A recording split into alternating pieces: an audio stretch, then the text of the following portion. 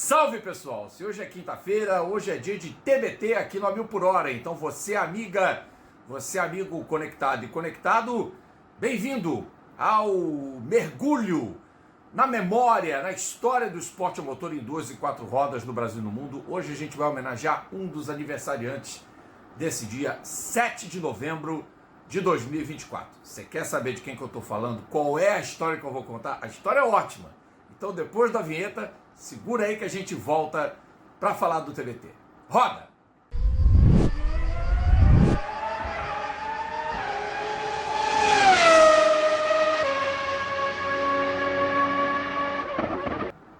Muito bem, pessoal, eu sou o Rodrigo Mataro, comandante desta nave louca. Te convido para deixar o seu like, já vem de voadora, ative o sininho para receber as notificações.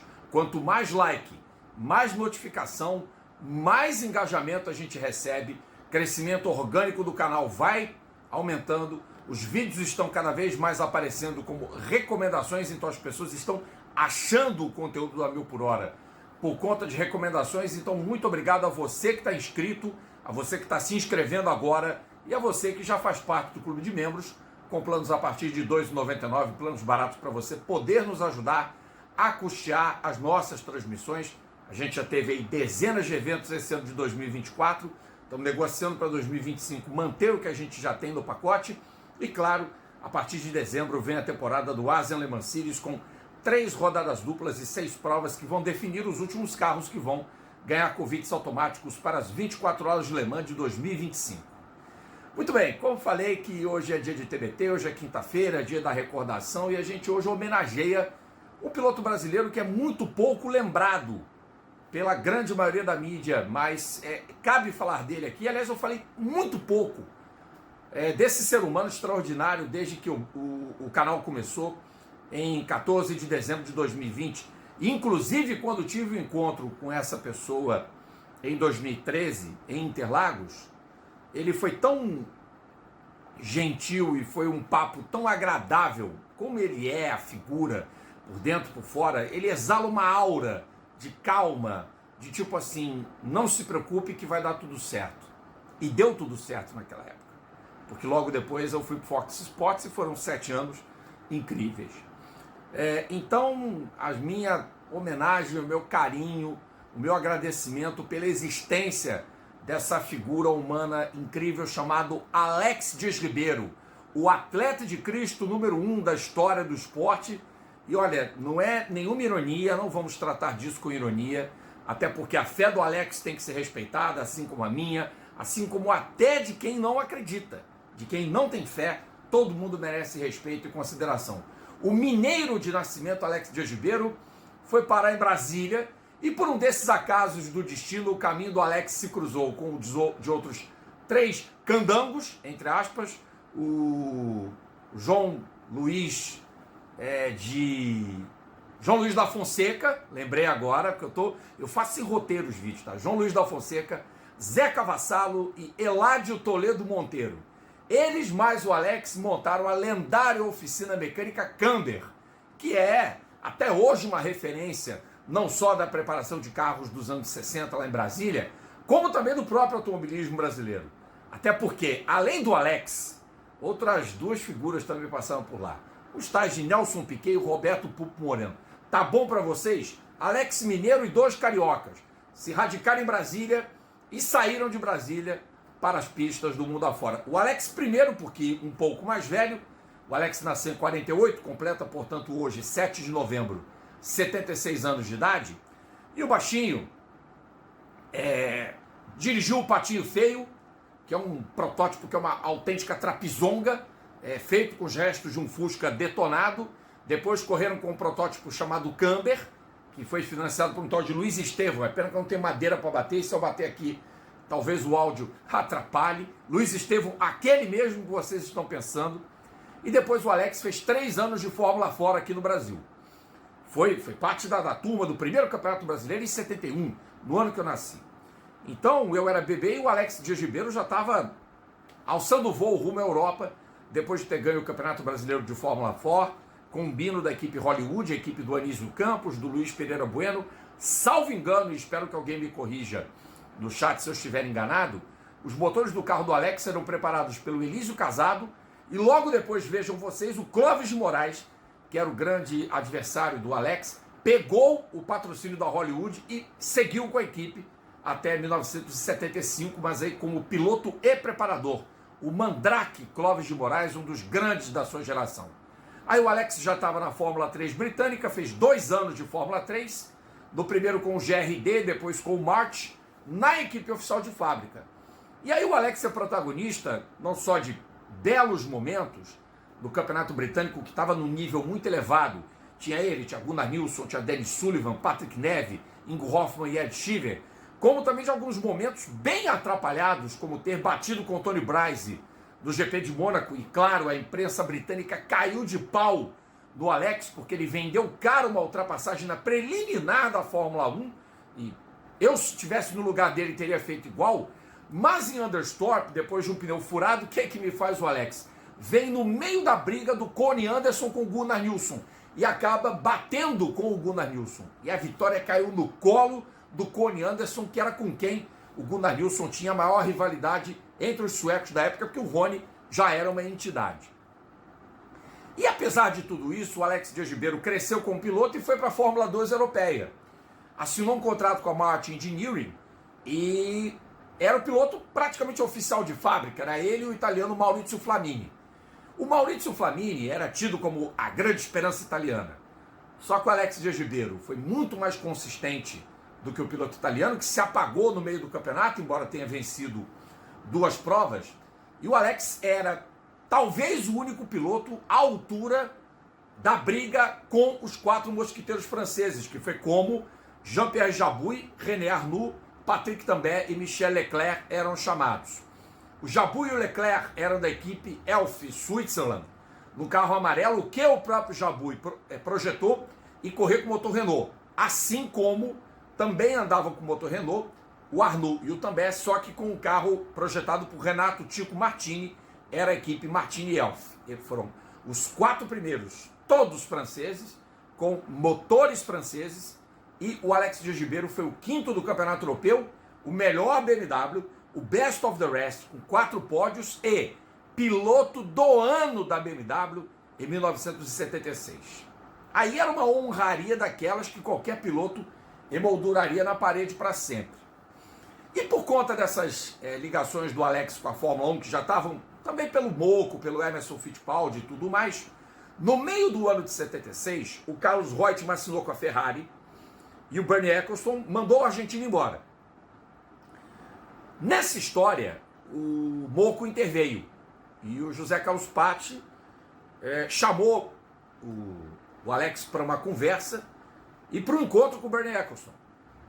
E ele foi em Chessington, na sede da Brabham, e foi meio que fazer o banco, né? Antes de assinar o contrato, foi fazer banco, medida, aquela coisa toda.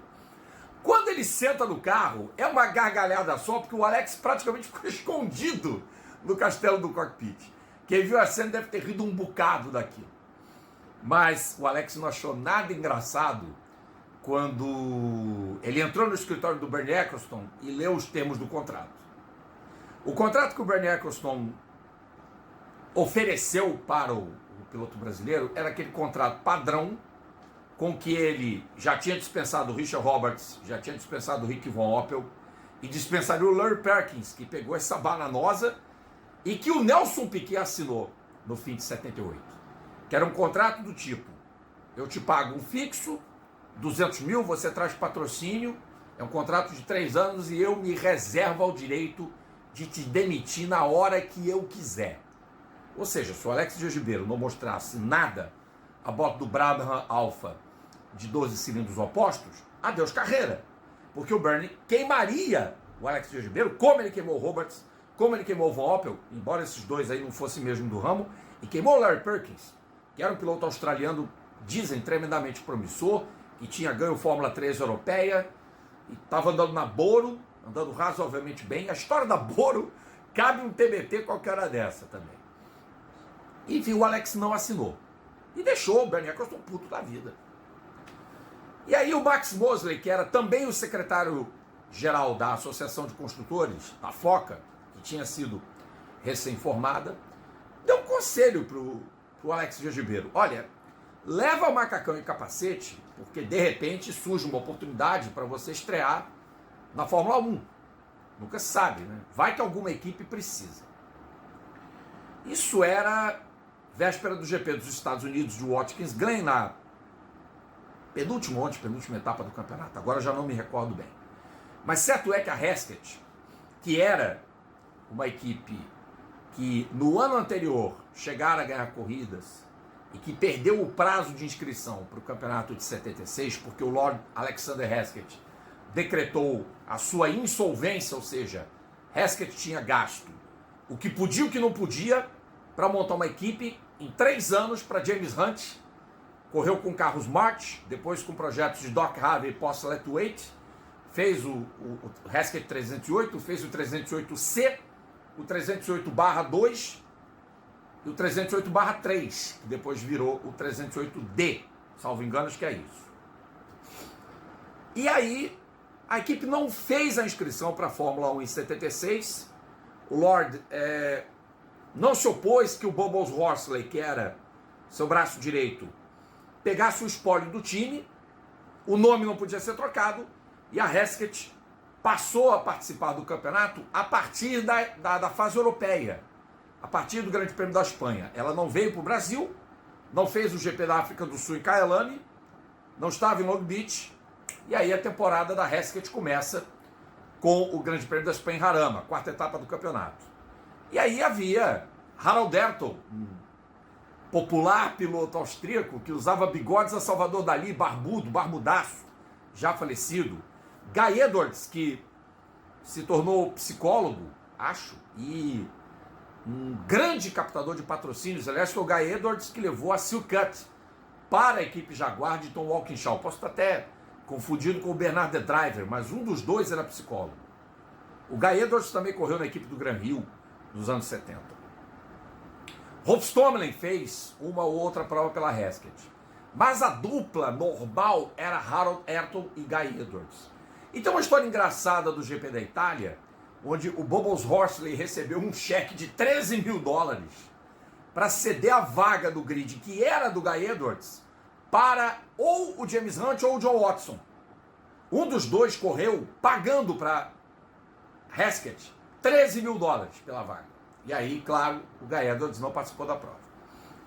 E o piloto britânico se machucou, acho que foi no GP do Canadá, acho que o GP do Canadá foi véspera da prova de Glen.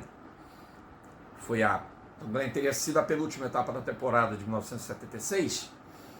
E o Alex estava por lá, como ele também tinha feito em algumas outras provas, estendendo faixas Cristo Salva, que ele já pregava, né? Com a sua fé inabalável. O Alex levou o macacão e o capacete para Glen e veio o convite do Bubbles Horsley para ele se juntar à equipe chamada Penthouse Rizla with Hesketh. Essa que é a história engraçada. O piloto, temente a Deus, atleta de Cristo, cristão, Bíblia debaixo do braço, falando de Deus o tempo todo, sem nenhuma lavagem cerebral, porque o Alex sempre teve um cuidado com as palavras muito grande. Isso é bom que se diga a favor do Alex e de tantos outros que professam a sua fé em Cristo. Guiando um carro de Fórmula 1 com um desenho de uma mulher nua, que era o símbolo da Penthouse, do carro número 25, pintado de azul e branco, e o patrocínio da Rizla. Vocês sabem o que é Rizla, gente? Rizla. Eu já falei até no TBT sobre patrocínios incorretos da Fórmula 1. Então o Alex estava num carro profano demais para quem professava o sagrado. Rizla é seda, tá? Usada para quem fuma tabaco, né? Para quem faz cigarro de tabaco, e óbvio, na turma do vou apertar, mas não vou acender agora. Sacou qual que é o lance? Sacou qual que é o rolê? Deu um rolê do chá? Então, é a turma do chá. Então, Rizla é esse papel, da turma da marola, da turma da maresia. E a Penthouse era a revista erótica mais politicamente incorreta que existia. Entre as publicações internacionais, aqui só era licenciada a Playboy como revista do Homem, pela Abril, e tinha Ele e Ela, da editora Block. E no máximo que se mostrava era uma silhueta, uma coxa de fora, que bunda, peito, especialmente partes genitais femininas, não eram vistas na Playboy e na Ele e Ela, em tempos de censura. Cabe lembrar que nós estávamos sob a feroz censura da ditadura no Brasil em 76. Nos Estados Unidos não tinha censura, então a Penthouse, meus amigos e minhas amigas, era um festival de peladez e um festival de aranha. Foi a primeira revista erótica a mostrar nu escancarado de mulher com a famosa de fora, né? Com a perseguida, como se diz por aí. Não vou usar o termo, com a vagina de fora, vai. Com o órgão sexual feminino de fora. E foi num carro assim patrocinado que o Alex estreia na Fórmula 1 no final da temporada de 76. Últimos atos de um campeonato que o James Hunt ganhou, que é outro também absolutamente politicamente incorreto. Sabe-se da história da orgia do Hunt às vésperas do Grande Prêmio do Japão com as comissárias da British Airways, ele, Barry Sheene e toda uma comitiva de pessoas.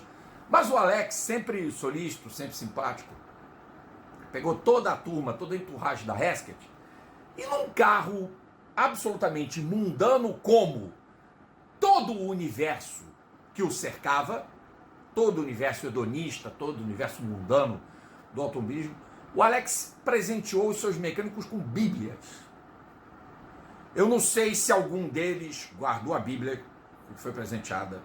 Não faço ideia nem se o Charlie Whiting ainda trabalhava lá, porque o Charlie Whiting, que depois foi mecânico-chefe da Brabham, começou lá na Fórmula 1. Então, pode ser que isso tenha acontecido. E o Alex, que dividiu a equipe com o Harold Ayrton, tinha como missão terminar a corrida, ou não ter erros, não quebrar o equipamento. Fez uma corrida dentro das suas poucas possibilidades, muito honesta, e o Alex iniciou a sua trajetória na Fórmula 1 com um honroso 12º lugar. Hoje em dia, você pode considerar um resultado péssimo, dependendo do carro que você guia. Mas se for Red Bull, se for Mercedes, se for Ferrari, é um péssimo resultado. Mas, numa época onde carros quebravam, e você tinha um desnível muito grande entre as equipes com maior orçamento e times sem menor recurso, como era o caso da Hesketh, que dependia de verba de outros pilotos para poder sobreviver.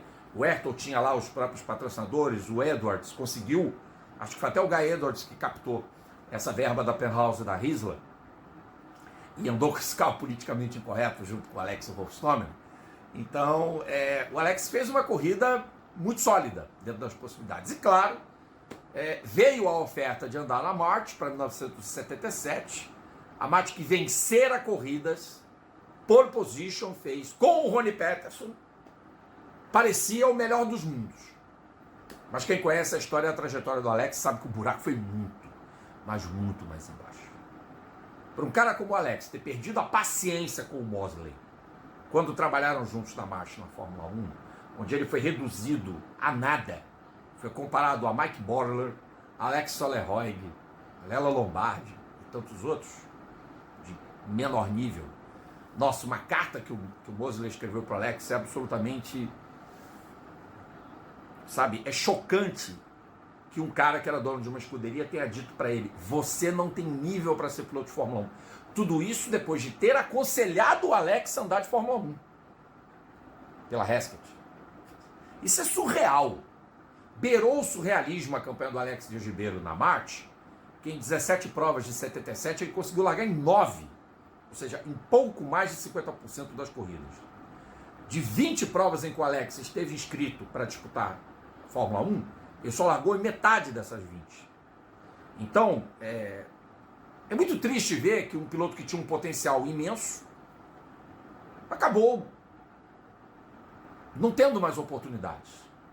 Sabe-se lá por que os patrocinadores se retraíram? Mas o Alex, que teve o apoio da sua família, teve o apoio da Bárbara, que foi sua esposa e acho que ainda é, praticamente pela vida inteira, o Alex está aí. Está firme, está entre nós, sempre com um sorriso perene no rosto, aquela aparência que às vezes parece frágilzinha, magrinha, mas um cara com um coração imenso, histórias para contar, ele tem de sobra. Quem sabe um dia a gente não traz o Alex aqui no A Mil por Hora, né? Se ele um dia aceitar o convite para se juntar a nós numa live, seria histórico. Ele pode contar com mais detalhes essa experiência dele com a Hesketh, do sagrado e do profano, do piloto de Cristo guiando num carro com propaganda de seda e de revista erótica. É no mínimo surreal e no mínimo sensacional. Alex Dias Ribeiro, se você estiver assistindo esse vídeo, um beijo grande, um abraço de um fã ardoroso seu, né, que a gente teve esse papo em 2013, que me fez muito bem. Só tenho que te agradecer por você existir, por você ter feito parte da nossa história, que a gente sempre celebra e merece ser sempre lembrado e celebrada. A gente volta na próxima quinta-feira com mais TBT aqui no A Mil por Hora com o Rodrigo Matar. Tchau, pessoal!